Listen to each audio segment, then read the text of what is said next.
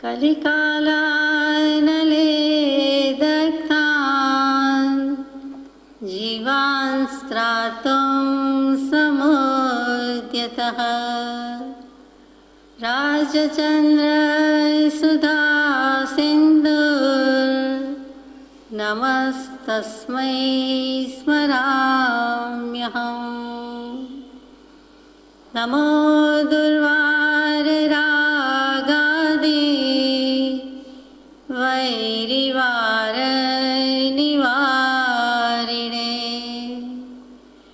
अर्हते योगिनाथाय महावीराय तायिने अज्ञानतिमिरान्धानां ज्ञानाञ्जनशलाकया चक्षुरुन्मीलितं येन तस्मै श्रीगुरवे नमः। સત્શ્રુતને નમસ્કાર, તારક ત્રિપુટીને નમસ્કાર, અસીમ ઉપકારી આત્માને નમસ્કાર, માવિત્રોને નમસ્કાર, માવિત્રો સમાન મુરબ્બીઓ મુક્ષોને નમસ્કાર.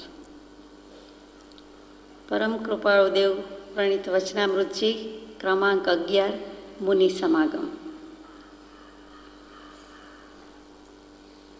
દ્વાદશ અનુપ્રેક્ષામાં અનિત્ય અનુપ્રેક્ષા, અશરણ અનુપ્રેક્ષા અને સંસાર અનુપ્રેક્ષા આ ત્રણ ભાવના, ત્રણ અનુપ્રેક્ષાની યથાશક્તિ વિચારણા કરી પછી એ વિભાગ અપૂર્ણ રહ્યો છે, આપણને મળી શક્યો નથી, અથવા તો પરમ કૃપાળુ દેવે અનુવાદ કરવાનું કદાચ અધૂરું રાખ્યું હોય. જે હશે તે પણ મોક્ષમાળાની શરૂઆત પહેલાં ભાવના બોધ આવે છે ત્યારે આપણે બારે બાર ભાવના જરૂર લઈશું. અત્યારે ક્રમાંક 11 મુનિ સમાગમ. જાણે કે સ્ટેજ પર એક શિકારી રાજા આવે છે અને તપસ્વી મુનિરાજ જંગલમાં બિરાજમાન છે. બંનેનો સંવાદ સુંદર છે. રાજા કહે છે, શિકારી રાજા છે, શિકાર કરવા નીકળેલો રાજા છે. હે મુનિરાજ, આજે હું આપના દર્શન કરીને કૃતાર્થ થયો છું. એકવાર મારું અપઘડીએ બનેલું તેમજ અગાઉ બનેલું સાંભળવા યોગ્ય ચરિત્ર સાંભળી લઈને પછી મને આપના પવિત્ર જૈન ધર્મનો સત્વગુણી ઉપદેશ કરો. આટલું બોલ્યા પછી તે બંધ રહ્યો. શિકારમાં નીકળ્યો છે અને શિકાર કરે છે કે નહીં એ પછી વિચારીએ, પણ ત્યાંથી મુનિરાજને દર્શન કરતાં, મુનિરાજને જોતાં, એમના પર દૃષ્ટિ પડતાં કંઈક એવી અંતઃસ્ફુરણા પ્રેરણા થયેલી શિકાર કરવા જતાં અને શિકાર કરતી વખતના સમયે કટોકટીની પડે તો એને થયું કે ચાલો હવે હું ભગવાનના દર્શન કરું. આ સાધુ મહારાજ છે, આત્મજ્ઞાની મુનિ છે અને પંચ પરમેષ્ઠીમાં જેનું સ્વરૂપ છે, જેનું સ્થાન બિરાજેલું છે તે એવા સાધુ છે, તો હું એને પગે લાગુ, પ્રણામ કરું. વિનય તો પહેલો ગુણ છે, વ્યવહાર વિનય પણ ચૂકતો નથી. ગમે તેવો છે રાજા, શિકાર માટે નીકળ્યો હોય, મૃગયા ખેલવા નીકળ્યો હોય તો પણ એ દર્શન કરવાનું ચૂકતો નથી અને કહે છે કે આજે હું આપના દર્શન કરીને કૃતાર્થ થયો, સફળ થયો. જે ભવે જ્ઞાની મહાત્માના સત્પુરુષના દર્શન થાય તે ભવ, તે દેહ, તે સમય પણ ધન્ય છે. એકવાર મારું અપઘડીએ બનેલું, હમણાં જ બનેલું જે કંઈ વૃત્તાંત છે, હકીકત થઈ છે, જે ઘટના ઘટી છે એ હું આપને નિવેદન કરવા આવ્યો છું. તો મારું વૃત્તાંત આપ સાંભળો. અને પછી કહે છે કે આપના પવિત્ર જૈન ધર્મનો સત્વગુણી ઉપદેશ કરો. જાણે છે આ જૈન મુનિ છે, પૂર્વના સંસ્કાર હોય કે ગમે તેમ, ભલે રાજા છે, શિકારી છે, તો પણ જાણતો હોવાથી કે છે મને આપના પવિત્ર જૈન ધર્મનો સત્વગુણી ઉપદેશ કરો.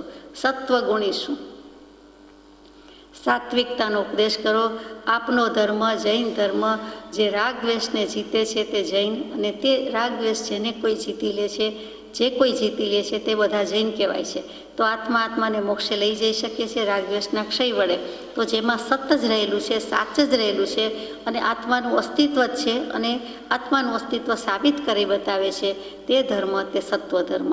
સાત્વિકતા ભર્યો સત્વ ગુણવાળો, આત્માના અસ્તિત્વ ગુણને સાબિત કરે તેવો સાચો અને સારો, અને રસકસવાળો સાચો આનંદ, સાચું સુખ આત્માનું મળી રહે તેવો ઉપદેશ છે તે મને જૈન ધર્મનો ઉપદેશ કરો. પછી તે બંધ રહ્યો. મુનિ ફરમાવે છે, હે રાજા, ધર્મને લગતું તારું ચારિત્ર હોય તો ભલે આનંદ સહિત કંઈ બતાવ. જો તારી વાતમાં ધર્મની વાત આવતી હોય અથવા તને કંઈક ધર્મ પ્રત્યે રુચિ થઈ છે કે ધર્મની વાત હોય તો હું સાંભળું. બાકી મને બીજી વિકથામાં, રાષ્ટ્રકથામાં, રાજકથામાં, દેશકથામાં રસ નથી. બીજી કોઈ વિકથામાં રસ નથી, પણ ધર્મની સંબંધી હોય તો હું સાંભળું. રાજા કહે છે મનવા, અહો, આ મહામુનિરાજને હું રાજા છું એમ ક્યાંથી જણાયું હશે? ક્યાંથી જાણ્યું? ઓળખાણ આપી નથી. અને રાજા તરીકે સજી ધજીને નીકળો નથી, શિકાર કરવા નીકળો હોવાથી એક શિકારી છે. એટલે તે વખતે રાજાનો કાંઈ પહેરવેશ નથી, તો પણ આ મુનિ ભગવંતના જ્ઞાનમાં જણાઈ ગયું છે કે આ તો રાજા છે. એટલે એને પહેલી જ નવાઈ લાગી ગઈ છે. અહીંયા આપણે સમજી લેવાનું છે, શરૂઆત તો થઈ ગઈ છે, પણ કે પરમ કૃપાળુદેવ પોતે જ જાણે કે મુનિના વેશમાં છે, બિરાજમાન છે, અને સામેથી રાજા આવીને બધી વાત કરતો હોય તેમ દેખાય છે, તેમ લાગે છે. ચાલો હશે એ વાત પછી. હમણાં તો પરણે તેને જ ગાઉં એ પ્રસિદ્ધ વાત છે. આ રાજાની બધી વાત ચાલે છે. હે ભગવાન, મેં એક પછી એક અનેક ધર્મ અવલોકન કર્યા, પરંતુ તે પ્રત્યેક ધર્મમાંથી મારી કેટલીક આસ્થા ઉઠી ગઈ. હું જ્યારે દરેક ધર્મ ગ્રહણ કરતો હતો ત્યારે તેમાં ગુણ વિચારીને, પરંતુ પાછળથી કોણ જાણે શું થાય કે જામેલી આસક્તિ એકદમ નાશ થઈ જાય. જોકે આમ થવાના કેટલાક કારણો પણ હતા. એક, મારી મનોવૃત્તિ એવી જ હતી એમ નહોતું. કોઈ ધર્મમાં ધર્મગુરુઓનું ધૂર્તપણું દેખીને તે ધર્મ છોડીને મેં બીજો સ્વીકૃત કર્યો. વળી તેમાં કોઈ વ્યભિચાર જેવી છીટ દેખીને તે મૂકી દઈને ત્રીજો ગ્રહણ કર્યો. આટલો વિચાર કરીએ તો મુનિ ભગવંતે રાજાને સંબોધન કર્યું કે હે રાજન, એટલે તરત જ થઈ ગયું કે આને કેવી રીતે જાણ્યું. ત્યાં જ રાજાને અડધું તો થઈ જાય છે કે ઓ, આ તો જાતિસ્મરણ જ્ઞાન લાગે છે, પૂર્વભવનું જ્ઞાન લાગે છે. અને ચાલો હમણાં તો એ વાત જવા દઉં છું, પછી વાત પૂછીશ, પણ હમણાં તો પરણે તેને જ ગાઉં, એટલે કે વખત પ્રમાણે વર્તન કરું. હું મારું વૃત્તાંત કહેવા આવ્યો છું અને મુનિ ભગવંતે હા કહી છે તો મને એ વાત કરી લેવા દે. તો એક પછી એક મેં ઘણા ધર્મ અવલોકન કર્યા, અને જેવા તેવા નહીં, બધા જ ધર્મમાં થોડું થોડું કર્યું. ચંચુપાત નથી લખ્યું, અવલોકન લખ્યું છે. એટલે મેં જોયા, દેખ્યા, નિહાળ્યા, સમજવાનો પ્રયાસ કર્યો. પછી પણ દરેક ધર્મમાંથી મારી કોઈને કોઈ રીતે આસ્થા ઉઠી ગઈ. આસ્થા શું? આસ્થા આવી હોય એ ઉઠી જાય. આસ્થા કહેતા શ્રદ્ધા, વિશ્વાસ, યકીન, એ ઈમાનદારી કહેવાય. તે તો એ ઉઠી જાય તો સાચી શ્રદ્ધા ન કહેવાય. એટલે આસ્થા, પાછો શ્રદ્ધા શબ્દ નથી લખ્યો, આસ્થા લખ્યો છે. આ અને સ્થા ઊભું રહેવું. આ બધી બાજુથી જ્યાં ઊભા રાખે છે, બધી બાજુથી જ્યાં રહેવાનું, ટકવાનું થાય છે. એટલે એક જ વસ્તુ, એક જ વ્યક્તિ, એક જ ધર્મ, તે તેના પર આસ્થા. શ્રદ્ધાથી પણ આમ જુઓ તો કોઈ વાર વધારે લાગે, કોઈ વાર શ્રદ્ધા વધારે છે અમુક અપેક્ષાએ આસ્થા વધારે છે. તો કે એ મને વિશ્વાસ કે યકીન રહ્યો નહીં. થોડો વખત સારું લાગે અને પછી કોણ જાણે શું થાય કે મારી જામેલી આસક્તિ એકદમ નાશ થઈ જાય. પહેલાં ગુણથી આકર્ષાવ કે આ ધર્મ તો બહુ સારો, પણ પછી ખબર નહીં શું થાય કે મને એમાંથી રાગ, મોહ, પ્રેમ બધું ઉડી જાય. આસક્તિ જ કહ્યું છે, પ્રેમ નથી લખ્યું. જો કે આમ થવાના કેટલાક કારણો પણ હતા. એક, કંઈ હું જ ખરાબ હતો કે મારી મનોવૃત્તિ જેવી ચંચળ હતી એવું નથી. મારી મનોવૃત્તિ જ એવી હતી એમ નહોતું. તો પછી ધીમેકથી લખીએ છીએ કે કોઈ ધર્મમાં ધર્મગુરુઓ ઠગારા દેખાયા, ધૂતી જનારા દેખાયા, ધૂતારા લાગ્યા. એટલે ધર્મગુરુ કહેવાય અને ધર્મના નામે ધતિંગ ચલાવનારા, ઢોંગ ચલાવનારા. અને મને એમ લાગ્યું કે આ ધર્માત્મા, મહાત્મા આવા ન હોય, આવી ઠગાઈ હોય નહીં, આવું ધૂર્તપણું હોય નહીં. એટલે મેં છોડીને બીજો લીધો. તો બીજામાં પણ વ્યભિચાર જેવી છીટ શબ્દ તો આપણે બહુ ઓછું બોલીએ છીએ, ઇંગ્લિશમાં વધારે બોલીએ છીએ, શીટ કહી દઈએ છીએ તેવું. છીત, ધિક્કાર, તિરસ્કાર, અણગમો અને ચીડ, સુગ, જે શબ્દ કહ્યો તે. તો કે એવું જોઈને મેં એ પણ છોડી દીધો અને ત્રીજો ગ્રહણ કર્યો કે આવું આ વેશ્યાગમન, વ્યભિચાર જેવું આ બધું શું છે? આ તો હોઈ શકે નહીં. વળી તેમાં હિંસાયુક્ત ધર્મ સિદ્ધાંતો દેખવાથી તે તજી દઈને ચોથો ગ્રહણ કર્યો. જે ત્રીજો ધર્મ ગ્રહણ કર્યો હતો તેમાં પણ આવું બધું લાગ્યું, એટલે મેં છોડી દીધો. પછી ચોથો લીધો. તો ચોથા ધર્મમાં શું આવે છે? વળી તે તજી દેવાની કોઈ કારણથી ફરજ પડવાથી તે મૂકીને પાંચમો ધર્મ ગ્રહણ કર્યો. ખબર નહીં કઈ ફરજ થઈ હશે, ફરજ પડી એટલે કે કાં તો ધર્માત્માએ કાઢી મૂક્યા હોય, અને કાં તો પોતાને ઘરનાએ કહ્યું હોય કે આ ધર્મ માનવાનો નથી, એવો સમાજ હતો. હમણાં સુધી એ સમય હતો કે ઘરના કહે તો મનાય નહીં, વડીલો મુરબ્બીઓ ના પાડે કે તે ધર્મમાં નહીં જવાનું, તેનો ઓટલો નહીં ચડવાનો, તરસ્યા મરી જેવું પણ પાણી તો પીવાનું જ નહીં, જૈનના ઓટલે નહીં જવાનું, ચડવાનું જ નહીં. એવી બધી કેટલીક લોકવાયકાઓ છે. 5મો ધર્મ ગ્રહણ કર્યો. એમ અનેક ધર્મ પણ જૈન ધર્મ સિવાયના લીધા અને મૂક્યા. જૈન ધર્મનો એકલો વૈરાગ્ય એ જ દેખીને મૂળથી તે ધર્મ ઉપર મને ભાવ ચોંટ્યો જ નહોતો. તરત જ આપણને પ્રશ્ન થાય, અને મુનિ ભગવંતને થાય, મુનિ તો જ્ઞાનમાં જાણે છે, તો રાજાને થાય છે કે પોતે કહી દે છે કે જૈન ધર્મ પ્રત્યે કેમ નહોતો ગયો, એ કેમ મેં લીધો મૂક્યો નહીં? તો કે મને એમાં વૈરાગ્ય એટલો બધો હોવો જોઈએ કે એવો વૈરાગ્ય નહીં. સંસાર તો આપણને સારભૂત લાગે છે, સાઈડમાં થોડોક ધર્મ કરવો હોય તો ચાલે, પણ આખો 24 કલાક દિવસ રાત કંઈ ધર્મમય વૈરાગ્યમય રહેવાય નહીં. વૈરાગ્ય એ ધર્મનું સ્વરૂપ છે, પણ જે ધર્મનું સ્વરૂપ, જે જૈન ધર્મનું સ્વરૂપ વૈરાગ્ય એનું બીજો નામ છે, શબ્દ છે, તો ઉદાસીન રહેવાનું હોય, વૈરાગ્ય લાવવાનું હોય તો એવા ધર્મમાં આપણે જવું નથી. વિતરાગનો માર્ગ આપણો નહીં. આપણે તો રંગરાગના રાગી શું આવીએ વિતરાગી તારે કને, ત્યાં યાચીએ છીએ. આપણે કહીએ કે વિતરાગ ધર્મ એ તો અઘરો, તમારો ધર્મ સારો શ્રેષ્ઠ પણ આકરો ઊંચો બહુ, એમ આપણને ઘણી જ વાર સાંભળવા મળે છે. અનેક ઇતર ધર્મી અગર તો જૈન ધર્મની નથી ખબર, સિદ્ધાંતની ખબર નથી, અથવા માત્ર તપશ્ચર્યા એ જ સિદ્ધાંત, એ જ ધર્મ એમ જેણે માન્યું છે, એ આપણને આવું ઘણીવાર કહેતા સાંભળેલા છે. ઘણા ધર્મની લે મેલમાં મેં છેવટે આવો સિદ્ધાંત નક્કી કર્યો કે બધાય ધર્મ મિથ્યા છે. ઘણા બધા ધર્મની વાત કરી, ઘણા બધા ધર્મના સિદ્ધાંતની વાતમાં એવો સિદ્ધાંત નક્કી કર્યો કે બધાય ધર્મ મિથ્યા છે. જુઓ, જીવની કલ્પના, જીવની નિર્ણય શક્તિ, નિર્ધાર શક્તિ કેવી છે. ચાલો ત્યારે બધુંય ખોટું ને બધાય ખોટા. ધર્માચાર્યોએ જેમ જેમ રૂચ્યું તેમ તેમ પોતાની રુચિ માફક પાખંડી જાળો પાથરી છે. જે ધર્મના આચાર્યો થયા, અહીંયા ગચ્છમત સંપ્રદાય કૃપાળદેવે લખ્યું જ નથી, ધર્માચાર્યો શબ્દ જ મૂક્યો છે. એ જેને જેમ ફાવે તેમ ઠીક લાગ્યું એમ પોતાની રુચિ પ્રમાણે પાખંડી જાળો પાથરી છે. પાછું રાજાને લાગે છે કે મેં જે જોયું સાંભળ્યું તે બધું પાખંડ છે. એટલે પાખંડ એટલે ઢોંગ અને દંભ. તો પાખંડ શું કામ કહ્યું? તો કે પાખંડીના 363 ભેદ જીનાગમમાં મૂકેલા છે. ક્રિયાવાદી, અક્રિયાવાદી, વિનયવાદી, અજ્ઞાનવાદી, એ જે બધા ભેદો છે તે મિથ્યાત્વના ભેદો કહીએ છીએ, પાખંડીના ભેદ કહીએ છીએ. કે કેટલાક ક્રિયામાં જ ધર્મ માને છે, કેટલાક અજ્ઞાનમાં જ માને છે, કેટલાક વિનયમાં જ માને છે. તો એ બધા જ પાખંડીના ભેદ છે, કેમ કે એણે એકાંતે ગ્રહણ કર્યું છે. જ્યાં ખરેખર ધર્મ છે, જ્યાં ખરેખર સત છે તે માન્યો નથી, પણ એકાંતે બીજી વસ્તુને પકડી હોવાથી તે મિથ્યાત્વ છે, અને એની અંદર વધારે બદી દૂષણ ફેલાતા પાખંડ કહી દીધું છે કે ઢોંગ અને દંભ છે. ધર્મનો અંચળો પહેર્યો છે, ધર્મનો વેશ પહેર્યો છે, પણ એમાં કંઈ ધાર્મિકતા જેવું તો છે નહીં. તો જો ધર્મ પાળવાનો સૃષ્ટિનો સ્વાભાવિક નિયમ હોત તો આખી સૃષ્ટિમાં એક જ ધર્મ કાં ન હોત? જો ધર્મ પાળવો એ વસ્તુ સાચી હોય કે આત્માએ આત્માનું કલ્યાણ કરીને જવાનું છે, મોક્ષ પમાડવાનો છે, તો પછી બધા જ એવું કરતા હોત અને એક જ ધર્મ હોવો જોઈતો તો વિશ્વ ધર્મ કયો, આત્મધર્મ કયો? એમ રાજાને પ્રશ્ન થાય છે. હકીકતમાં એક જ ધર્મ હતો, વર્ષોના વર્ષો સુધી તે સનાતન ધર્મ, આત્મધર્મ, પછી એને જૈન ધર્મ, વિતરાગ ધર્મ, સર્વજ્ઞ ધર્મ તો બહુ વર્ષો પછી આવ્યું છે. શરૂઆતમાં તો આ જ નામ હતું, પણ પછી ભેળસેળ થતાં અને જીન ભગવંતની સમવસ્ત્રણની ખુદ તીર્થંકરની દેશના સાંભળ્યા પછી જ પોતે પોતાની રીતે મીઠું મરચું ભભરાવ્યું હોય અથવા માન્યતામાં કંઈક મેળવણ મૂક્યું હોય અને બધો ભેદ પડી ગયો. આવા તરંગોથી હું કેવળ નાસ્તિક થઈ ગયો. સંસારી શૃંગાર એ જ મેં તો મોક્ષ ઠરાવ્યું. બધેથી નાસ્તિક થઈ ગયો.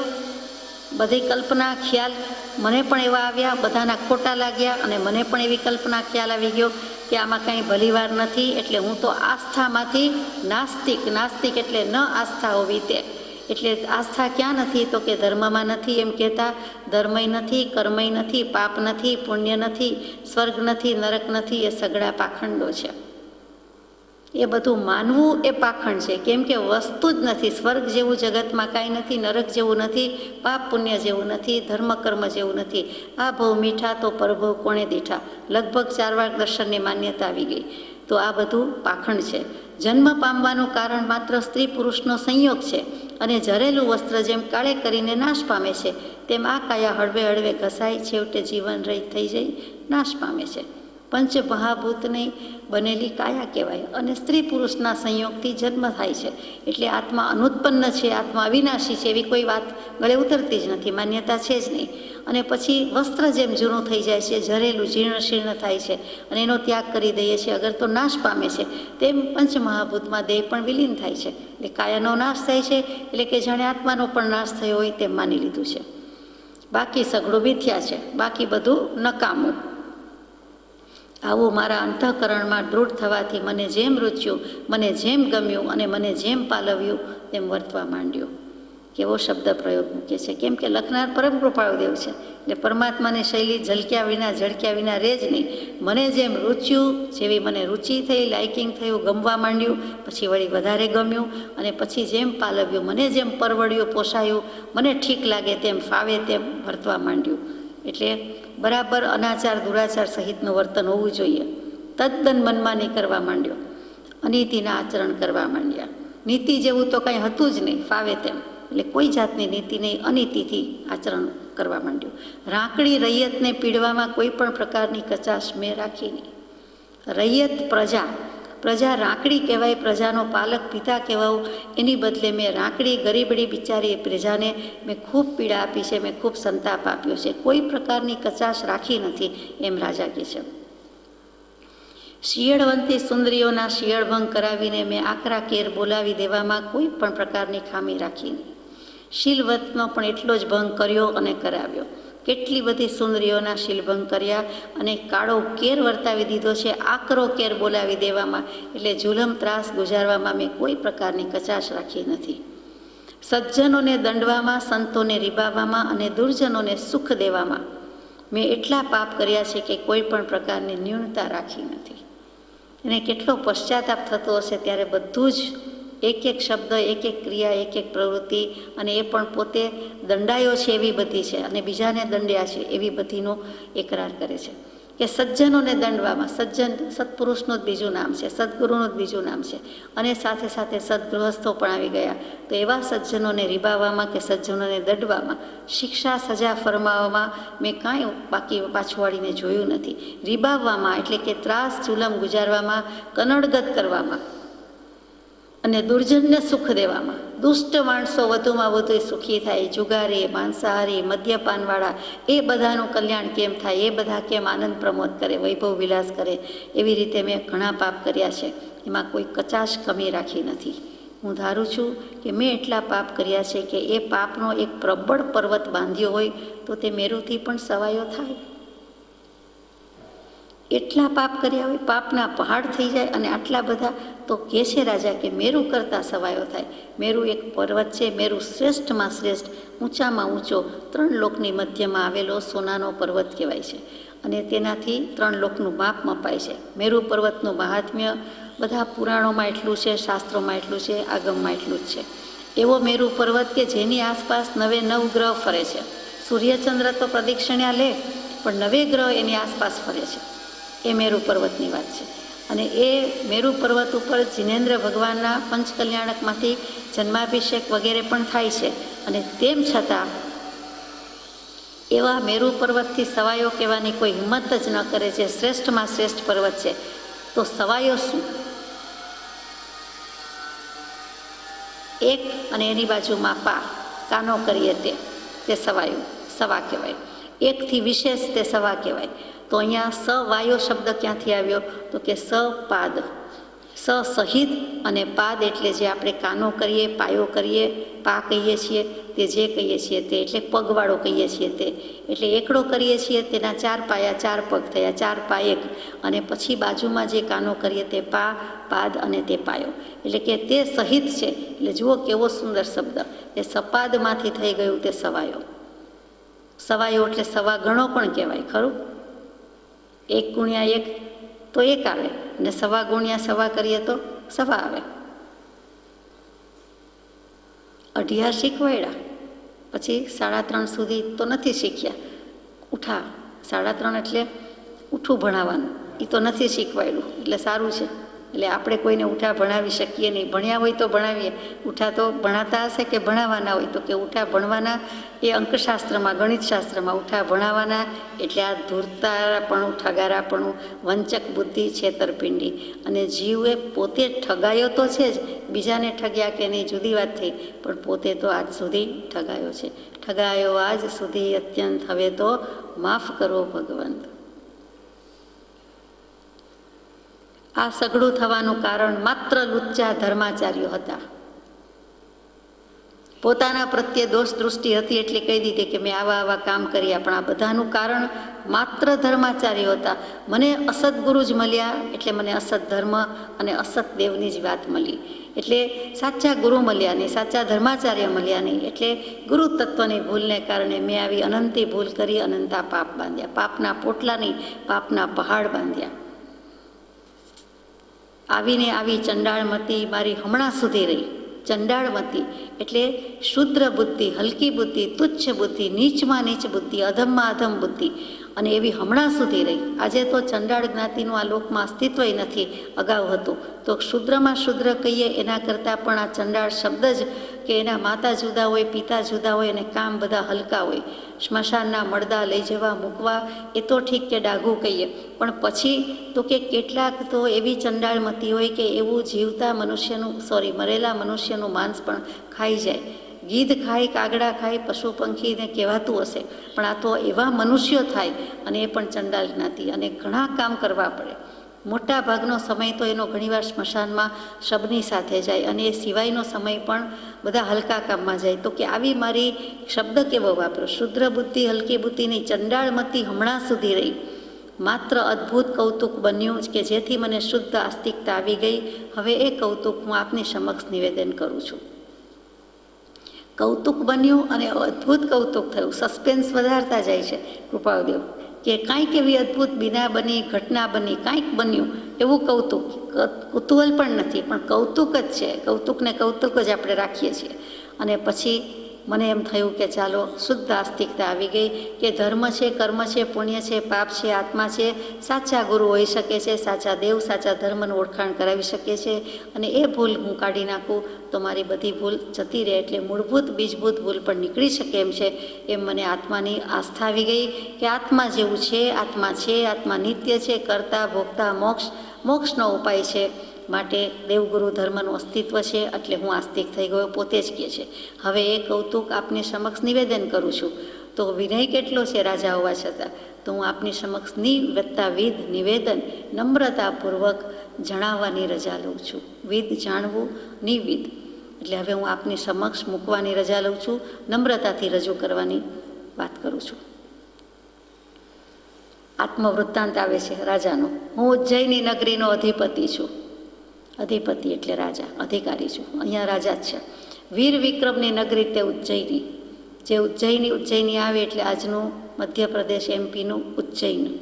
એ વીર વિક્રમને વેતાળની વાતો આવે તે જ વીર વિક્રમ, તે જ વિક્રમ સંવત જેના પરથી શરૂ થયો.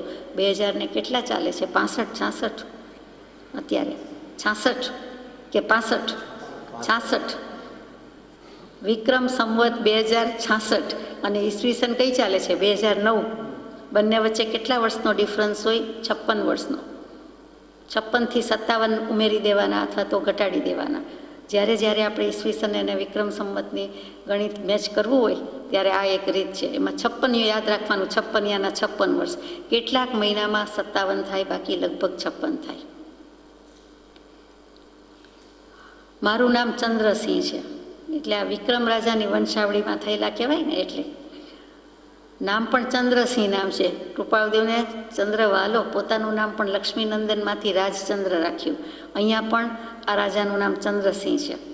ખાસ દયાળુઓના દિલ દુભાવાને માટે હું પ્રબળ દળ લઈને આજે શિકારને માટે ચડ્યો હતો. જે બધા દયાળુ છે એના દિલ થાય તેટલા દુભાવું, એટલે આજે હું પ્રબળ દળ લઈને, મોટું કટક, મોટું સૈન્ય, મહાસૈન્ય લઈને શિકારને માટે નીકળ્યો હતો, ચડ્યો હતો. એક રંક હરણની પાછળ દોડતો એક રંગ હરણની પાછળ ધાતા હું સૈન્યથી વિખૂટો પડ્યો. એક હરણ એવું કહેવાય તો નિર્દોષ, પણ દોડવામાં ભારે જબરું, આપણે ચિનકારું કહીએ છીએ તે જ મૃગ. તો એ હરણની પાછળ દોડતા દોડતા ધાતા એટલે દોડતા, સંસ્કૃતમાં ધાવ ક્રિયાપદ છે, ધાવ એટલે દોડવું, એના પરથી ધાતા.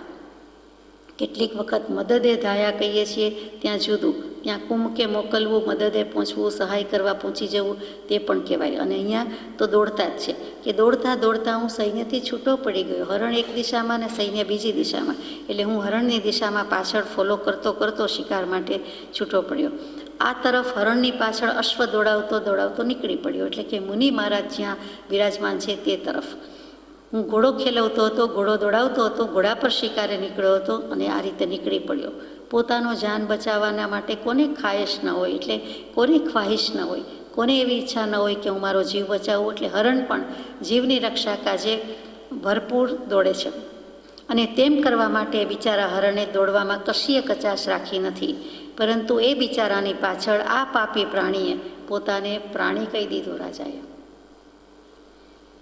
પ્રાણી, પશુ પ્રાણી બોલીએ, પશુ પંખી બોલીએ, પણ અહીંયા રાજા પોતાને પ્રાણી કહે છે કે આ જીવડો કેવો છે, એમને આત્મા કેવો છે, તો કે પ્રાણી. પશુમાં ને મારામાં કોઈ ફેર નથી. પશુનો રાજા સિંહ, અને એથી પણ અધિક બળવાળો થઈને જાણે કે હું શિકાર માટે નીકળો, એટલે હું પણ એક પ્રાણી જ થયો. અને આમ બીજી રીતે જુઓ તો જે આપણે 10 પ્રાણ ધરાવીએ છીએ એટલે બધા જ પ્રાણી કહેવાય. આપણને કોઈ પ્રાણી કહીએ તો જરાય દુઃખ લગાડવા જેવું નથી કે 10 પ્રાણ હોવાથી પ્રાણી કહેવાય. મન વચન કાયાના યોગ હોય તો યોગી કહીએ. એવી રીતે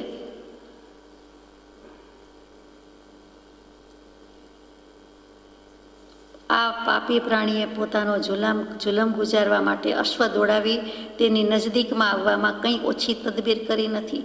એ દોડતો ગયો તો મેં પણ જુલમ ગુજારવા માટે, એની નજીક જવા માટે ઘોડા ખેલવામાં સ્પીડ ભરપૂર વેગે કરવામાં અને તદબીર એટલે મેં કાંઈ ઓછી માથાકૂટ કરી નથી, ઓછી વ્યવસ્થા કરી નથી. તદબીર એટલે યુક્તિ, તદબીર એટલે વ્યવસ્થા. કૃપાળુદેવના શબ્દો એ ઉર્દુ પ્રધાન છે, સંસ્કૃત પ્રધાન છે અને ઉર્દુ પ્રધાન છે. ફારસી અરબી શબ્દો, ઉર્દુ શબ્દોનો પ્રયોગ પણ ખરો છે. છેવટે આ બાગમાં તે હરણને પેસતું દેખી કમાન પર બાણ ચડાવી મેં છોડી મૂક્યું. જેવું આ બાજુ પ્રવેશ્યું એટલે તરત જ મેં બાણ છોડી દીધું, કમાન પર ચડાવીને છોડી દીધું. કમાન શું, આપણે તો જોયું છે, આપણે હંમેશા તીર કામઠું સાથે બોલીએ તો કમાન એટલે કામઠું. તીર જુદું છે, બાણ જુદું છે. અને એનું જેના ઉપર ચડાવવાનું છે, જે સ્ટેન્ડ જેવું છે, જે ઘોડી જેવું છે, જે સાધન છે, તેને આપણે કામઠું કહીએ, કમાન કહીએ. આ વખતે મારા પાપી અંતઃકરણમાં લેશ માત્ર પણ દયાદેવીનો છાંટો નહોતો. દયા શબ્દ હોય તો આવું કરે, દયાદેવીનો છાંટો જ નહોતો. પોતે પોતાની રીતે કબૂલાત કરી લીધી કે આવું પાપી અંતઃકરણ હતું. ક્યાં મુનિરાજનું પવિત્ર અંતઃકરણ ને ક્યાં પોતાનું પાપી અંતઃકરણ. આખી દુનિયાના ઢીમર અને ચંડાળનો સરદાર તે હું જ હોઉં એવું મારું કાળજું ક્રૂર આવેશમાં ઝોકા ખાતું હતું. આખી દુનિયામાં મેરુ પર્વતને યાદ કરી દીધો. હવે કહે છે કે ઢીવર અને ચંડાળ. પછી ધીવર, ઢીવર એટલે અહીંયા ઢીમર લખ્યું છે, સંસ્કૃતમાં ધીવર શબ્દ છે. ધીવર એટલે બીજું કોઈ નહીં, માછીમાર, ખારવા. એટલે માછલી વગેરે જળચર સૃષ્ટિની થાય તેટલી હિંસા કરતા હોવાથી માછીમાર યાદ આવ્યા છે. અને પછી જેમ જાળમાં બધાને ફસાવી દે તેમ હું પણ શિકારી જ છું અને જાળમાં માછલા ફસાવે છે, નાના મોટા શિકાર કરે છે. હું આ રીતે હરણની પાછળ આવ્યો તો હું પણ એનો સરદાર જ કહેવાઉં, કેપ્ટન જ કહેવાઉં. ઢીમર એટલે ધીવર અને પછી ચંડાળ એટલે આપણે હમણાં જ વાત થઈ તે શૂદ્રમાં શૂદ્ર. તો આ બંને જ્ઞાતિ શૂદ્ર અને તેનો સરદાર હોવ એવી રીતે મારું કાળજું, કલેજું ક્રૂર આવેશમાં ઝોકા ખાતું હતું. મરું કે મારું નહીં, મારું જ મારું, મારી જ નાખું. મેં તાકીને મારેલું તીર વ્યર્થ જવાથી મને બેવડો પાપાવેશ ઉપજ્યો. હાર્યો જુગારી બમણું રમે અને હું બાણાવળી અને મારું તીર પાછું જાય, પાછું આવે અથવા તો નિષ્ફળપણાને પામ્યું. કેમ નહીં વિંધાયું હરણ? એટલે એકદમ જ વધારે આવેશ વધી ગયો. તો મેં ઘોડાને પગની પાની મારીને આ તરફ ખૂબ દોડાવ્યો. એ તો આપણે ઘોડાગાડી વગેરે જોયું છે કે ઘોડેસવારી જોઈ છે તો ખ્યાલ છે કે ઘોડાને કેવી પગની પાની મારે કે કેવી આઈડી લગાવે છે. ખૂબ દોડાવ્યો, ખૂબ દોડાવ્યો. દોડાવતા દોડાવતા જેવો આ સામી દેખાતી ઝાડીના ગાળા મધ્ય ભાગમાં આવ્યો તેવો જ ઘોડો ઠોકર ખાઈને લથડ્યો. લથડ્યા ભેળો તે ભડકી ગયો અને ભડકી ગયા ભેળો તે ઊભો થઈ ગયો. જુઓ આખી રચના કેવી સુંદર રીતે જણાવી છે કે લથડી પડે છે, લથડી જાય છે, અને લથડે છે એટલે તરત જ ઘોડો ભડકી ગયો, ને ઘોડો ભડકી ગયો એટલે તરત જ ઊભો થઈ ગયો. આખું ચિત્ર તાદૃશ કરાવે છે આપણને. અને જેવો ઘોડો લથડ્યો હતો તેવો જ મારો એક પગ એક બાજુના પાગડા ઉપર અને બીજો પગ નીચે ભોંયથી એક વેતને છેટે લટકી રહ્યો હતો. આ સિચ્યુએશન, આ પરિસ્થિતિ આપણે વિઝ્યુલાઇઝ થાય છે, તાદૃશ થાય છે કે ઘોડાને એડી મારી, ઘોડો દોડ્યો, ઘોડો પડ્યો એવો ઊભો થયો એટલે જે એંગલથી જેવી રીતે હશે એમાં પોતે લટકી રહ્યો, ઘોડેસવારી કરતો હતો, દોડાવતો હતો. એટલે એક પગ પાગડા ઉપર પેગડો જ કહેવાય, એના પર છે બીજો પગ લટકી રહ્યો છે. પેગડો પાગડો શું? સાયકલના પેડલ પરથી સમજી જવાય કે ઘોડા પર સવારી કરતા બેઉ બાજુએ જ્યાં પગનો ફણો રાખવામાં આવે છે તે લોખંડનું જે કંઈ સાધન કયો, સ્ટેન્ડ કયો, પગું કહેવાય. આમ તો પગરખા કહીએ તેમ પગું, પગ રાખવાની જગ્યા, તે પગની એડી રાખવાની જગ્યા, પણ તે લોખંડનું ફણું. અને બીજો પગ નીચે ભોંયથી એક વેંત જેટલો લટકી રહ્યો હતો. આ વેંત એટલે શું? વેંત આપણે હાથથી વેંત માપતા હોઈએ તો, આમ તો હવે ફૂટપટ્ટીને બધું એવું આવી ગયું કે વેંતથી કાંઈ માપવાનું રહ્યું નહીં. પણ વેંત કોઈ વખત રમ્યા હોય તો ખબર હોય કે વેંતનું ઘણું મહાત્મ્ય છે. તો કે સાદી ભાષામાં તસ્તી ઉપરથી વેંત શબ્દ આવ્યો. તો કે અંગૂઠાનું ટેરવું. અંગૂઠામાંથી ક્યાંથી માપ લેવાનું? તો કે અંગૂઠાનો નખ નહીં, અંગૂઠાનું ટેરવું. અંગૂઠાના ટેરવાથી ટચલી આંગળીના ટેરવા સુધીનો સીધી લીટીમાં લાંબામાં લાંબો જેટલો ભાગ થાય તેને વેંત કહેવાય. દરેક વ્યક્તિની વેંત ઓછી વધતી હોય. કોઈની 8 ઇંચ હોય, કોઈની 7 ઇંચ હોય, કોઈની 7.5, કોઈની 9 ઇંચ વગેરે. તો એક વેંત જેટલો લટકી રહ્યો એટલે થોડુંક જ કેવું છે, 8-10 ઇંચ. મ્યાનમાંથી તકતકતી તલવાર પણ નિસરી પડી હતી. તકતકતી તલવાર, ચળકતી તલવાર, એકદમ જગારા મારતી તલવાર. કેવું શાઇન કરે, કોઈક વસ્તુ રિફ્લેક્ટ થાય છે, એક ટાંકણી જેટલું, સોય જેટલું, પિન જેટલું, એરપિન જેટલું, તો પણ કે નીડલ જેટલું, તો પણ આપણને એમ થાય કે કેટલું બ્રાઇટ છે. એક તારા જેટલું હોય તો પણ લાગે છે. તો આટલી આખી આવડી મોટી લાંબી તલવાર કે જે શિકાર કરવા માટે નીકળેલા હોય એટલે એ કેટલી શાર્પ હોય, અને તે તલવારની ધાર ચકચક થતી હોય, તકતક થતી હોય, એ ચડકાટ જોઈને પણ અડધો તો કોઈ ભયમાં માર્યો જાય. એવું ચપ્પુ જોયું હોય, એવી કાતર જોઈ હોય, ખાસ કરીને છરી ચપ્પુ સજાવેલું અને એવું ચળકતું જોયું હોય તો પણ ભયની લકીર પ્રસરી જાય છે. તો આ તો આવી તકતકતી તલવાર પણ નિસરી પડી હતી. એટલે ઘોડા ઉપર લટકતો પગ, પછી આ પેગડા ઉપર પગ અને આ બાજુથી તલવાર, એટલે કેવી સિચ્યુએશન છે એનું વર્ણન કરે છે. આથી કરીને જો હું ઘોડા પર ચડવા જાઉં તો તે તીખી તલવાર મને ગળા ઢુકડી કરવામાં જરા પણ ઢીલ કરે તેમ નહોતું. જરા પણ પડવાર પણ ઢીલ કરે તેમ નહોતું. તીખી તલવાર કીધું છે, તીક્ષ્ણ તલવાર. ગળા ઢુકડી કરવામાં એટલે કે મારા ગળા પર જ એ તલવાર આવી જાત. એટલે સીધું ધડને માથું જુદું પડી જાય તે. અને નીચે જ્યાં દૃષ્ટિ કરી જોઉં છું ત્યાં એક કાળો અને ભયંકર નાગ પડેલો દીઠો. મારા જેવા પાપીનો પ્રાણ લેવાને કાજે જ અવતરેલો તે કાળો નાગ જોઈને મારું કાળજું કંપી ગયું. નીચે જુએ છે તો કાળો ઝેરી નાગ. આ બાજુ ઘોડા પર જાય તો થાય એવું જ નથી, પેગડામાં પગ જે એક છે, બીજી બાજુથી તલવાર છે, એવા એંગલથી છે કે એનું જ ગળું કપાઈ જાય, ગળા ઢુકડી થઈ જ જાય એવું હતું. મારા અંગે અંગ થરથર ધ્રુજવા માંડ્યા, મારું કાળજું કંપી ગયું, મારી છાતી ધબકવા લાગી. મારી જિંદગી હવે ટૂંકી થશે, હવે ટૂંકી થશે, આવો ધ્રાસકો મને લાગ્યો કે મરવાનો વખત આવ્યો, મોતનો કોળિયો થઈ જઈશ, મોતના મુખમાં છું. ગયો કે ગઈશ, શિકારી થઈને હું બીજાના પ્રાણ લૂંટું છું, પણ હવે મારા જ પ્રાણ જવ થઈ ગયા છે. હે ભગવાન, અગાઉ દર્શાવ્યા પ્રમાણે તે વખતે હું નીચે ઉતરી શકું તેમ નહોતો અને ઘોડા ઉપર પણ ચડી શકું તેમ નહોતો. હવે કોઈક તદબીર એ જ કારણથી શોધવામાં હું ગોથાયો. હવે કંઈક વ્યવસ્થા વિચારું, કંઈક યુક્તિ કરું કે જેથી કરીને હું જીવી શકું, બચી શકું. પરંતુ નિરર્થક, બધું જ નિષ્ફળ ગયું, અર્થ વિનાનું થયું. કોઈ હેતુ સર્યો નહીં, નિરર્થક થયું. કેવળ ફોકટ અને વેઠ, બિલકુલ ફોગટ ગયું, નકામું ગયું, નિષ્ફળ થયું. અને વેઠ, વિષ્ટિ શબ્દ ઉપરથી વેઠ આવ્યું. વિષ્ટા જાણીએ છીએ, વિષ્ટિ શ્રી કૃષ્ણ મહારાજામાં આવે, મહાભારતમાં આવે વિષ્ટિ. વિષ્ટિ એટલે અહીંયા વગરદામનું ફરજિયાત કરવું પડતું વૈતરું, તે વેઠ. આ તો ભારે પીડા ઉપાધિ થઈ ગઈ, આ તો વેઠ થઈ ગઈ. હવે શું, બધું નકામું જાય છે. બહુ સરસ શબ્દ વાપર્યો છે. હળવેથી કરી આગો ખસી જઈ રસ્તે પડું એમ વિચાર ઉઠાવી અને હું જ્યાં સામી દૃષ્ટિ કરું છું ત્યાં તો એક વિકરાળ સિંહરાજને પડેલો દીઠો. હજુ હું બાજુમાં ખસી જાઉં ત્યાં તો સામે વિકરાળ કરાલ, કરાલ એટલે ભયંકર, અને એમાં પાછું વિકરાળ વિશેષ પ્રકારે ભયંકરમાં ભયંકર સિંહરાજને પડેલો દીઠો કે આ તો અહીંયા જ મારી રાત જુએ છે. રે હવે તો હું શિયાળાની ટાઢથી પણ 100 ગણો ધ્રુજવા માંડી ગયો. અત્યારે તો એવો શિયાળો નથી, પોષ મહિનાની શરૂઆત છે એટલે કે ગમે તેમ, પણ જો એવો શિયાળો હોય તો આપણને તરત તાદૃશ થાય કે અત્યારે જેવી ઠંડી છે તો શિયાળાની ઠંડી કરતાં પણ એ 100 ગણો ધ્રુજવા માંડી ગયો. વળી પાછો વિચારમાં પડી ગયો. ખસકીને પાછો વળું તો કેમ એમ લાગ્યું. ત્યાં તો તે તરફમાં ઘોડાની પીઠ પર રહેલી નાગી પણ પોણા ભાગની તલવાર દીઠી. ખુલ્લી ઉઘાડી તલવાર મેં જોઈ અને મને લાગ્યું કે હવે અહીં પણ ખસાય તેવું નથી. એટલે અહીં આગળ હવે મારા વિચાર તો પૂર્ણ થઈ રહ્યા. વિચાર કરવાની દશા જ ન રહી, એટલી ભય ભ્રાંતિ છે, ભય સંજ્ઞા છે. જ્યાં જવું ત્યાં જ મોત, પછી વિચાર શું કામ આવે? ચારે દિશાએ મોત પોતાનો જબરજસ્ત પેરો બેસાડી મૂક્યો. હે મહામુનિરાજ, આવો ચમત્કારિક પરંતુ ભયંકર દેખાવ જોઈને મને મારા જીવનની શંકા થઈ પડી. હવે હું જીવવું તેમ લાગતું નથી. આ જીવવું પણ મરવા જેવું જ છે. અત્યારે શંકા અને ભય વચ્ચે, વ્યથા વેદના વચ્ચે, ત્રાસ જુલમ વચ્ચે હોવાથી જીવતો હોય એવું લાગતું પણ નથી.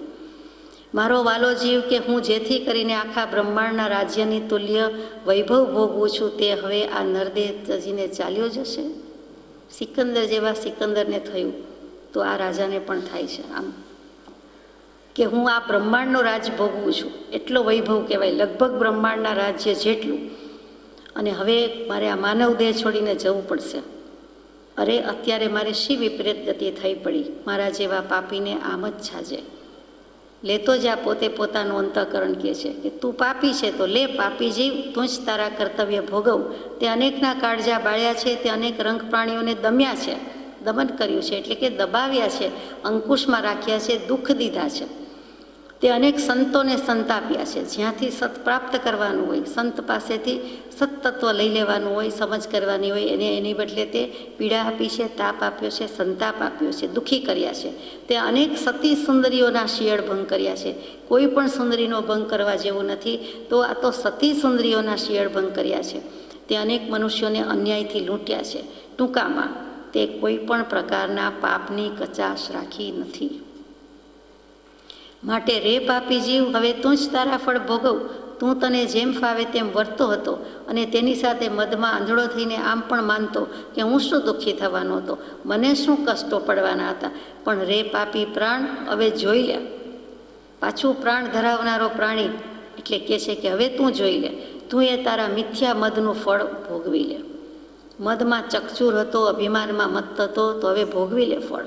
પાપનું ફળ તું માનતો હતો કે છે જ નહીં, પરંતુ જોઈ લે અત્યારે આ શું, એ હું પશ્ચાતાપમાં પડી ગયો.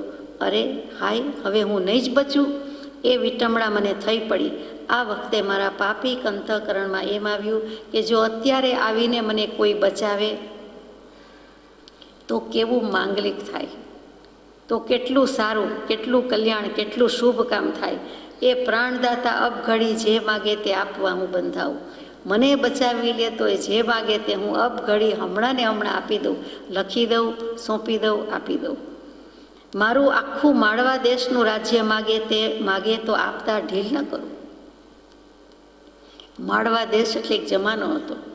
માળવાની જાહોજલાલી, માળવાનો વૈભવ, ઇતિહાસની આરસીમાં માળવાનું પ્રતિબિંબ જોરદાર છે.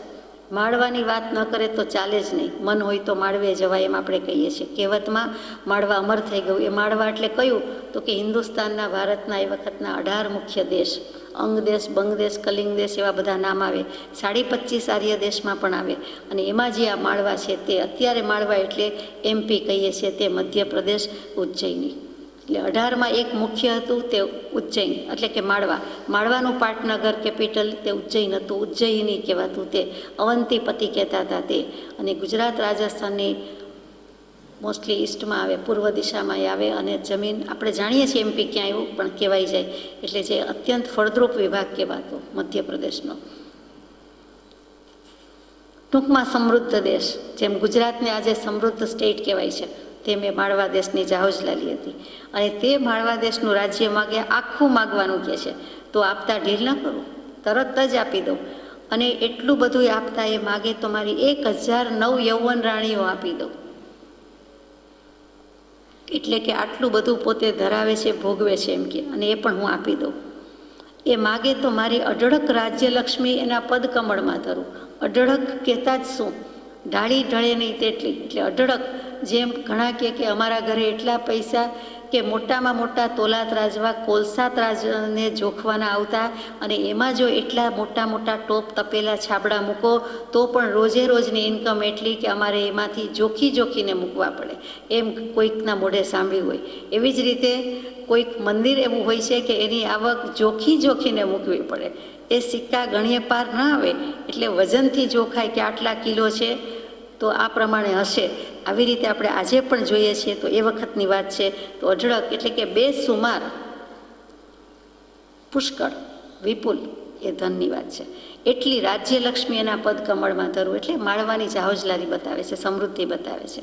અને એટલું બધું આપતા છતાં જો એ કહેતો હોય તો હું એનો જિંદગીભર કિંકરનો કિંકર થઈને રહું. એને મારી જ સેવા જોઈતી હોય તો એનો દાસનો દાસ થઈને રહું. કિંકર એટલે શું? નોકર ચાકર.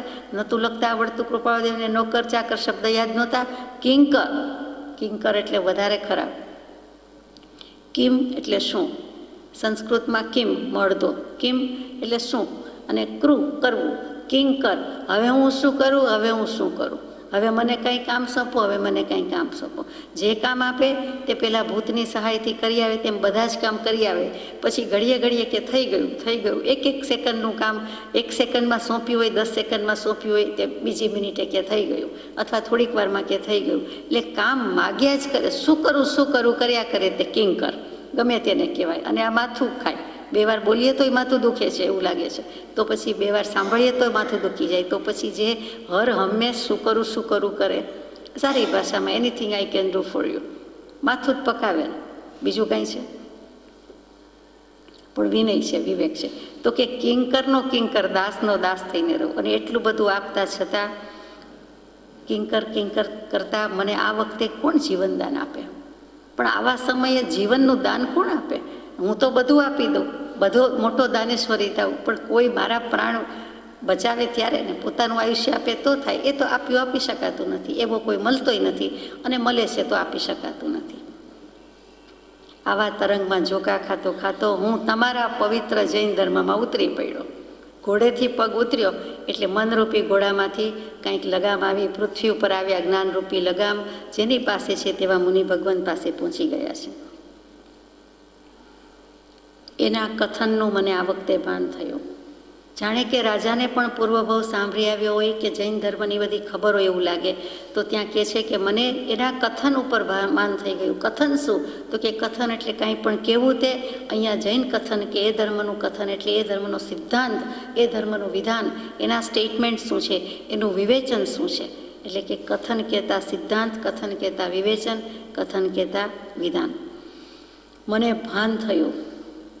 એના પવિત્ર સિદ્ધાંતો આ વખતે મારા અંતઃકરણમાં અસરકારક રીતે ઉતરી ગયા, અને તેણે તેનું ખરેખરું મનન કરવા માંડ્યું કે જેથી આ આપની સમક્ષ આવવાને આ પાપી પ્રાણી પામ્યો. જૈન ધર્મના સિદ્ધાંત, કોઈક સ્ટેટમેન્ટ, કોઈક કથન, કાંઈક મને યાદ આવી ગયું કે બધા પાસેથી સાંભળ્યું હતું, પણ હું ધર્માચાર્યો તો બદલતો રહેતો હતો. પણ પછી એક ધર્મ બીજો ધર્મ એમ 4-5 ટ્રાય કરી એટલે એને ભાનતો હતું. પણ જૈન ધર્મ એટલે વૈરાગ્યવાળો બહુ, એટલે મારે એનાથી દૂર જ રહેવું છે, વિમુખ જ રહેવું છે. એટલે હું આગો ભાગતો હતો. પણ હવે એનું જ શરણ લઈને આવ્યો છું, અને એમ વિચારતા કરતાં અહીંયા હું પહોંચી ગયો છું. હવે પહેલો સિદ્ધાંત મૂકે છે અભયદાન, કે એવા કથન શું હતા, એવા સિદ્ધાંત શું હતા. એ સર્વોત્કૃષ્ટ દાન છે, એના જેવું એકે દાન નથી. આ સિદ્ધાંત પ્રથમ મારા અંતઃકરણે મનન કરવા માંડ્યો. અહો, આ એનો સિદ્ધાંત કેવો નિર્મળ અને પવિત્ર છે. કોઈ પણ પ્રાણીભૂતને પીડવામાં મહાપાપ છે. આ વાત મને હાડોહાડ ઉતરી ગઈ. ગઈ તે પાછી 1000 જન્માંતરે પણ ન ચસકે તેવી ઉતરી ગઈ. હાડોહાડ તો ઉતરી ગઈ, પણ જન્મ જન્માંતર સુધીની ઉતરી ગઈ એમ કહે છે. હવે ભવો ભવ ભૂલીશ નહીં, ખો ભૂલી ગયો એમ કહે છે, તેમ ખો ભૂલી ગઈ, ખો ભૂલી ગયો.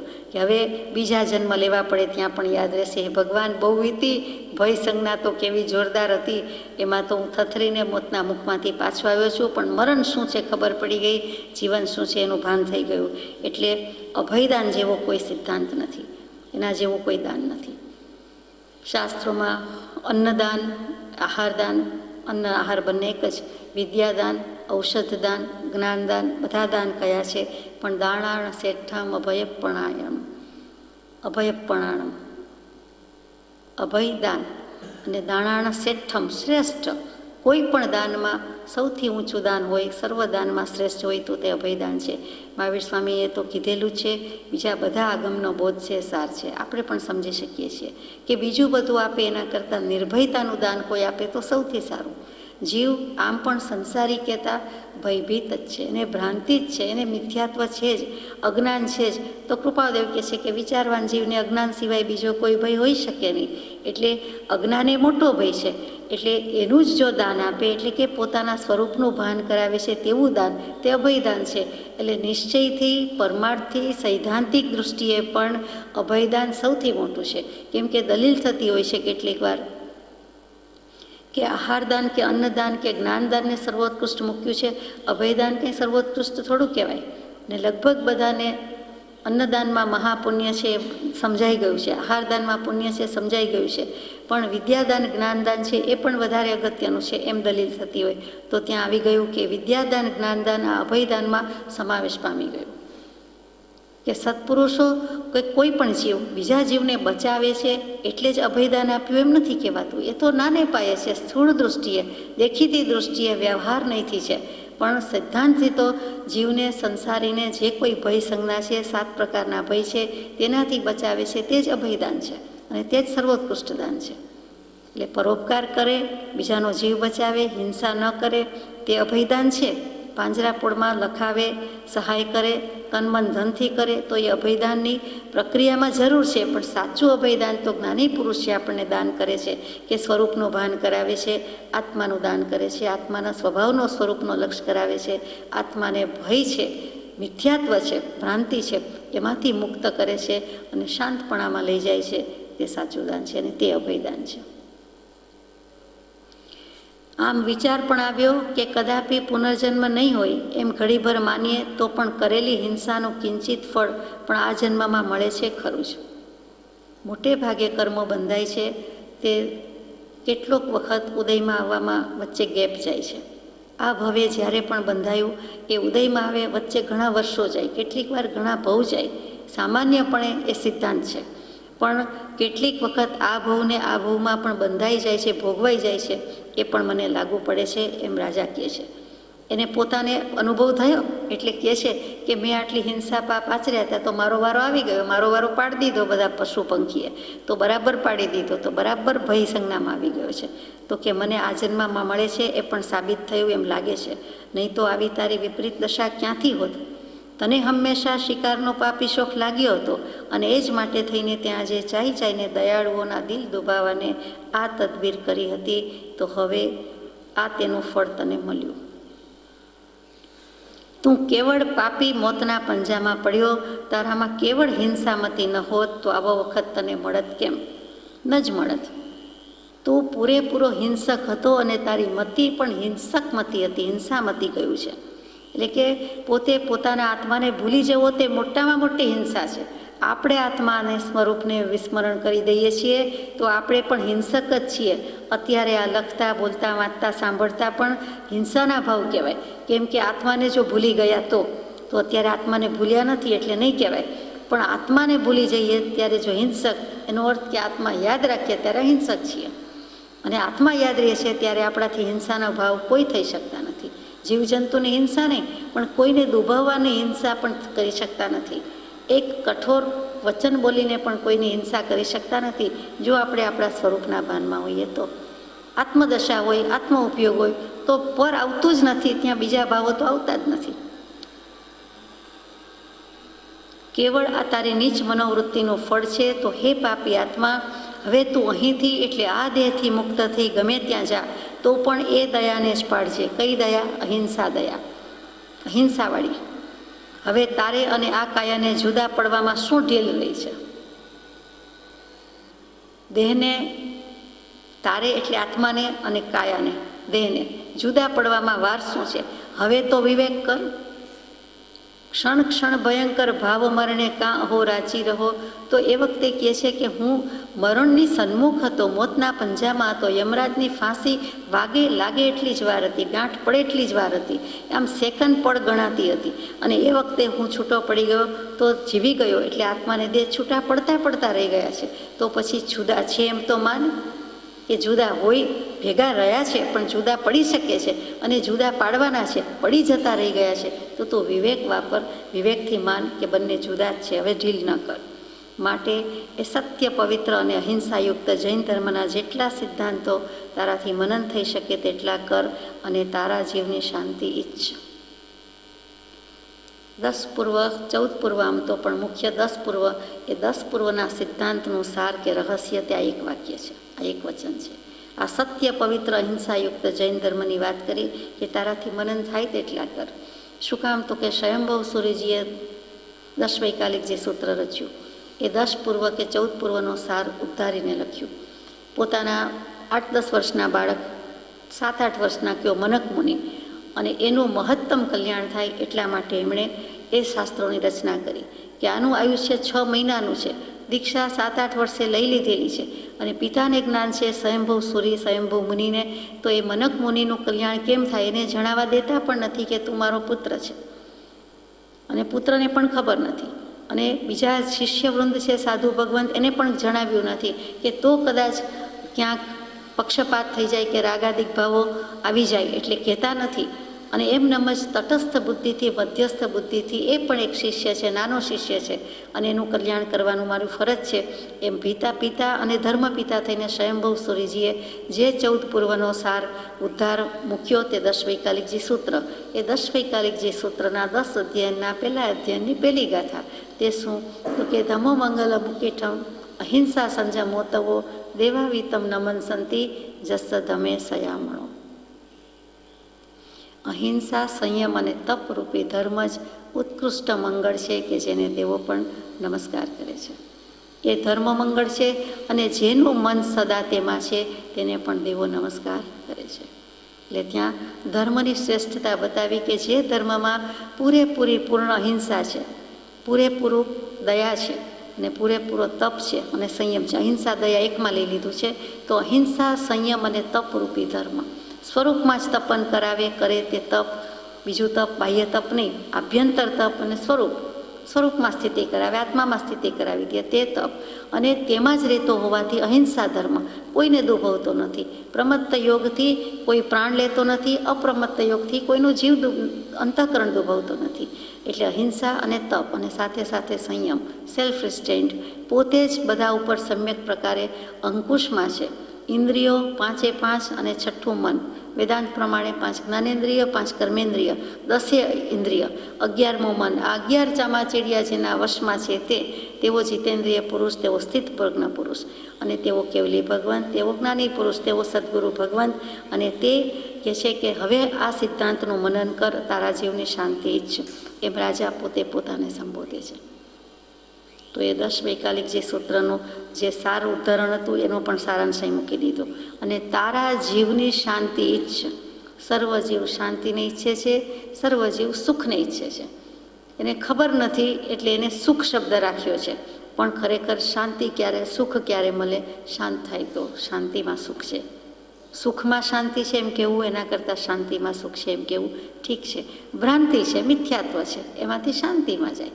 કશાયનું ઉપશમન કરે, પછી પૂર્ણ શમન કરે, શાંતિ. વિષય કશાયમાં પ્રવર્તન ન કરે એટલે થોડો શાંત થાય, મંદ થાય, અને પછી બિલકુલ પ્રવર્તન ન કરે એટલે બિલકુલ શાંત થાય. આમ જુઓ તો બિલકુલ સીધી સાદી વાત છે. એના સઘળા સિદ્ધાંતો જ્ઞાન દૃષ્ટિએ અવલોકતા અને સૂક્ષ્મ બુદ્ધિએ વિચારતા ખરા જ છે. જેમ અભયદાન સંબંધીનો તેનો અનુપમ સિદ્ધાંત આ વખતે તારા આ અનુભવથી ખરો લાગ્યો, તેમ તેના બીજા સિદ્ધાંતો પણ સૂક્ષ્મતાથી મનન કરતાં ખરા જ લાગશે. એમાં કંઈ ન્યૂનાધિક નથી જ. માત્ર અભયદાનનો સિદ્ધાંત જ અનુપમ છે એવું નથી કે જેની સાથે કોઈ ઉપમા લાગી શકે એવી નથી, પણ બીજા બધા સિદ્ધાંતો જો ઝીણવટથી જોશે, સૂક્ષ્મતાથી જોશે, તો એ બધા જ એવા છે, અનુપમ છે. એમાં કંઈ ન્યૂનાધિક નથી જ, કંઈ હું ઓછું વધતું કહેતો નથી, જેમ છે તેમ કહું છું. સઘળા ધર્મમાં દયા સંબંધી થોડો થોડો બોધ છે ખરો, પરંતુ એમાં જૈન તે જૈન જ છે. કૃપાળુદેવે આખા વચનામૃતજીમાં જૈન તે જૈન ધર્મ એવું ક્યાંય લખ્યું નથી. જૈન જ ધર્મથી મોક્ષ છે એવું ક્યાંય લખ્યું નથી. ઓન ધ કોન્ટ્રારી, જૈન સંબંધી સર્વ ખ્યાલ ભૂલી જજો એવું લખ્યું છે કે છેવટે આત્મા જૈન છે, આવો છે, તેવો છે, એ પણ વિકલ્પ છે, એ પણ રાખવા જેવો નથી. એવી દશામાં જવાનું છે, બિલકુલ અસંગ થવાનું છે, બિલકુલ નિરાકાર, નિર્લેપ અને નિર્વિકલ્પ થવાનું છે, એવો બોધ છે. પણ આ જગ્યાએ આ રાજાના મુખે આ ધર્મને આ રીતે એમણે મૂકેલો છે, કેમ કે અહિંસા દયાની વાત ચાલે છે. સ્થૂળ દૃષ્ટિએ કહે છે કે હર કોઈ ઝીણામાં ઝીણા જંતુઓનો બચાવ કરો, તેને કોઈ પણ પ્રકારે દુઃખ ન આપવું, એવા જૈનના પ્રબળ અને પવિત્ર સિદ્ધાંતથી બીજો કયો ધર્મ વધારે સાચો હતો? બીજા ધર્મમાં અહિંસા આવે છે, નથી આવતી એમ નહીં. બૌદ્ધ ધર્મે પણ એ જ વખતે મહાવીર સ્વામીના સમયમાં જ ગૌતમ બુદ્ધ થયા તો અહિંસા ધર્મનું પ્રવર્તન કર્યું છે. બીજા ધર્મોમાં પણ છે, નથી એમ નહીં, પણ જેટલું જૈન ધર્મમાં કે વિતરાગના માર્ગમાં છે તેમાં સૂક્ષ્મપણે પણ અહિંસાનું પાલન કયું છે તે નથી. બીજામાં નથી એમ નહીં, થોડુંક ઓછું છે. આ કૃપાળુદેવની લખવાની શૈલી, ઝીણામાં ઝીણા જંતુનો બચાવ કરવાનું, અને પાછું સ્થૂળ હિંસા, સૂક્ષ્મ હિંસા, શાવકની 125 દયા અને મુનિની 20 દયા. મુનિ 20% એટલે કે 20% નહીં કહેવાય, 100%, એમાંથી 20 વસો, ત્યાં એક માપ આપેલું છે, એટલી દયા પાડી શકે છે. 20 વલ્લુ કહીએ, 20 આની કહીએ તેમ. અને શ્રાવક, ગૃહસ્થ, મુમુક્ષુ માત્ર 1/2 ભાગની જ પાડી શકે છે. એટલો ડિફરન્સ છે સ્થૂળ અને સૂક્ષ્મ. પછી સંકલ્પી અને નિરારંભી અને આરંભી, કેટલીક સંકલ્પપૂર્વક છે. આપણને ખબર છે કે પાણીમાં દોષ છે, છતાં આપણે પાણી વાપરવાના છીએ, શરીર ઉપર વાપરવાના છીએ, પેટમાં પણ પધરાવવાના છીએ, આરોગવાના છીએ. પાણીના એક ટીપામાં ઓછામાં ઓછા 36,450 જીવો હાલતા ચાલતા જોયેલા છે. લેબોરેટરીમાં ટેસ્ટ થયેલું છે અને વૈજ્ઞાનિકોએ સ્વીકારેલું છે. 50-60 વર્ષ પહેલાં સ્વીકારેલું છે. આજે તો વધારે શોધ થઈ ગઈ. તો તેમ છતાં આપણે ગમે તેટલો સંકલ્પ કરીએ, ઓછું પાણી પીશું, નહીં પીએ એમ નથી કરી શકતા. એમાં પાપ જાણતા હોવા છતાં, દોષ જાણીએ છીએ તેમ છતાં કેટલુંક પાણી પીએ છીએ, વાપરીએ છીએ, નાહીએ છીએ વગેરે. તો ત્યાં આપણા પક્ષે સંકલ્પી હિંસા છે કે સંકલ્પ તો અહિંસાનો છે, તેમ છતાં આ કરવું પડશે એમ કરીને કરીએ છીએ. પાણી પીવું પડશે, નાહવું પડશે, તો ત્યાં સંકલ્પી હિંસા થઈ. હિંસા તો છે જ, એ શ્રાવકને, ગૃહસ્થને, મુમુક્ષુના પક્ષે છે. જ્યારે મુનિ ભગવાન દીક્ષા લીધા પછી કોઈ દિવસ નાહતા નથી. આછું પાતળું પાણી વાપરવું તો પડે, પીવામાં વાપરવું પડે, કપડાં વગેરે પણ ધોવા પડે, થોડા પાણીમાં થોડા દિવસે પણ ધોવું પડે, પણ પોતે કોઈ દિવસ સ્નાન કરે નહીં. એ માત્ર સ્પંજિંગ જેવું ઓછામાં ઓછું પાણી લઈને એ લૂછી નાખે, પણ કોઈ દિવસ નાહી નહીં, આપણે જાણીએ છીએ. તો જૈન ધર્મમાં આ બધા સિદ્ધાંતો વધારે આકરા છે, સૂક્ષ્મ નિરૂપણ છે અને સૂક્ષ્મ આચરણની આજ્ઞા છે. અને કોઈનું મન ન દુભવવું એ પણ અહિંસા છે. ઘણી રીતે અહિંસાનું વિવરણ આવે છે, આપણે અત્યારે એમાં જતા નથી. તે એક પછી એક અનેક ધર્મો લીધા મૂક્યા, પરંતુ તારે આ તે જૈન ધર્મ આવ્યો જ નહીં. અરે ક્યાંથી આવે? તારા અઢળક પુણ્યના ઉદય સિવાય આવે ક્યાંથી? એ ધર્મ તો ગંદો છે, નહીં, મ્લેચ્છ જેવો છે, એ ધર્મને તે કોણ ગ્રહણ કરે? આમ ગણીને જ તે ધર્મ દૃષ્ટિ સરખી કરી નહીં, તે ધર્મ તરફ દૃષ્ટિ સરખી પણ ન કરી. પોતે પોતે કહે છે કે બીજા ધર્મ સારા ઊંચા અને એમાંથી જરાક ભાઈ દાયજા, પણ રાજાને એમ થતું નથી કે દાયજો છું તો હવે જૈન ધર્મનો સ્વીકાર કરું, પણ વૈરાગ્ય પ્રત્યે જાય છે. અને તે વખતે એ દૃષ્ટિ શું કરી શકે? તો કે પુણ્યનો ઉદય હોય તો એ ધર્મ મળે. એટલે આવા વિચાર પણ ક્યાંથી આવે? પણ હવે આવ્યા. તપેશ્વરી તે રાજેશ્વરી ને રાજેશ્વરી તે નરકેશ્વરી, આ કહેવત તને તે ધર્મ હાથ લાગવાથી ખોટી ઠરત અને તું નરકે જતો અટકત. જો તને તે વખતે ખબર પડી ગઈ હોત તો આ કહેવત ખોટી પડત. તપેશ્વરી તે રાજેશ્વરી. એ કેવી રીતે? તો કે પૂર્વભવમાં તપ કર્યા હોય એટલે કે કંઈક પુણ્ય કમાયા હોય તો આ ભવે રાજા થયો છો, પણ હવે રાજેશ્વર થયો છો અને આવા જુલમ ત્રાસ ગુજાર્યા છે તો રાજા મોટે ભાગે પાપના કામ કરતો હોવાથી નરકગામી થાય છે. એટલે રાજેશ્વરી તે નરકેશ્વરી. કોઈક ભરત ચક્રવર્તી જેવા જ બુજી જાય, બોધ પામી જાય તો મોક્ષે જાય, બાકી નહીં. તો આ સઘળા વિચારો હવે તને રહી રહીને સૂજે છે, પણ હવે એ સૂજ્યું શું કામ આવે? કંઈ નહીં. પ્રથમથી સૂજ્યું હોત તો આ દશા ક્યાંથી હોત? ચાલો, થનારું થયું. પરંતુ હવે તારા અંતઃકરણમાં દૃઢ કર કે એ જ ધર્મ ખરો છે, એ જ ધર્મ પવિત્ર છે, અને હવે એના બીજા સિદ્ધાંતો અવલોકન કર. બાકીનું આપણે આવતીકાલે લઈશું. સહજાત્મ સ્વરૂપ પરમ ગુરુ.